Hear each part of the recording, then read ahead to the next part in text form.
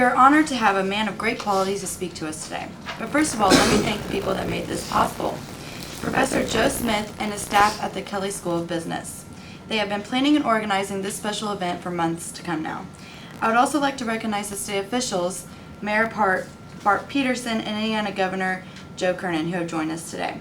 The man that we are very honored to have here at Indiana University today has a great deal of experience in business and can be looked upon in great esteem.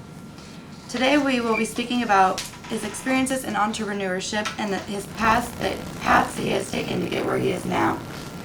This man has been presented with many opportunities and many open paths. Along these paths were outcomes that were sparked from his motivation and discipline to be a successful leader. He also has a strong will to succeed. Today he is going to speak about his uphill battles and how he has prevailed over them. This man has had to choose the many roads and pathways to his future. Sometimes these decisions were not always the right or popular way to go, and the paths were not always easy. There were many obstacles to overcome, but eventually he got on the right path. The story of his life experiences takes us across the country. Let me start way back on July 6, 1946, in New Haven, Connecticut. A boy named George Walker Bush was born to a student and his wife, George and Barbara.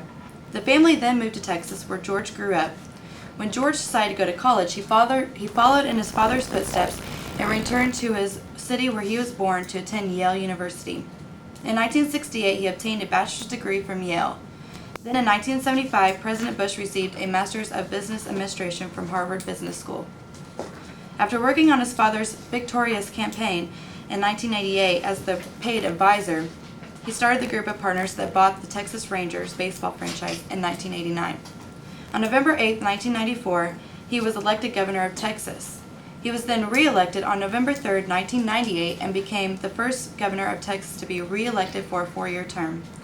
After that, President Bush became our 43rd president. He was sworn into office January 20, 2001. He has a wife, Laura Welch Bush, and 2 daughters, Barbara and Jenna. President Bush has had many opportunities to be successful, and succeed he did. His father was also very successful, and the fact that he was also president from the years 1989 to 1993. President Bush has had many similarities between him and his father, former President Bush. They both attended Yale University.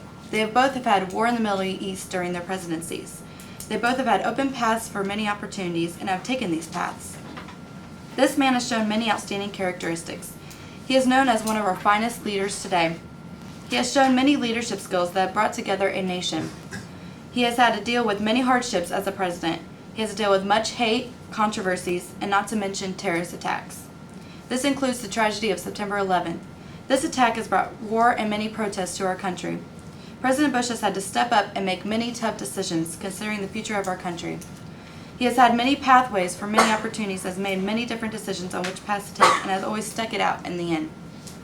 His decisions and paths he takes now will affect this country many years to come.